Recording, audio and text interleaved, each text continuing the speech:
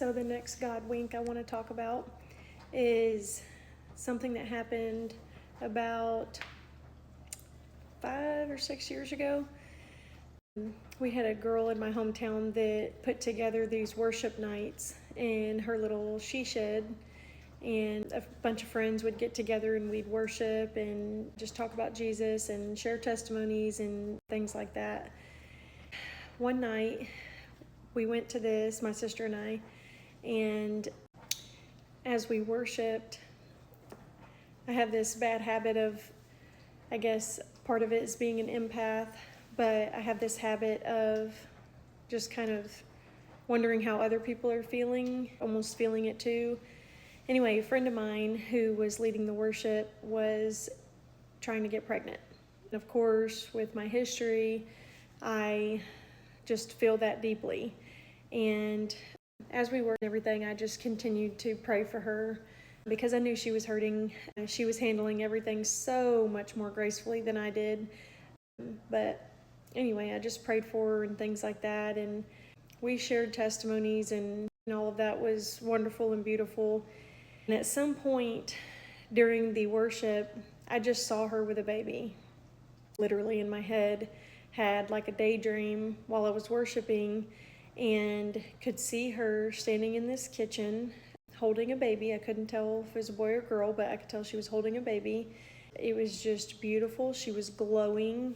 There was just like sunlight shining down on her through the window. It was like next to her kitchen sink. It was just very vivid. Like I could see it to this day. I mean, whatever, 6 years later, I can still see it. And I remember that night I told her that I just knew God was going to give her a baby and not to worry. Like I saw it and it's a done deal. He would answer her prayers. And I didn't ever think very much of it until a few years later. She had her little girl and she named her Sunny.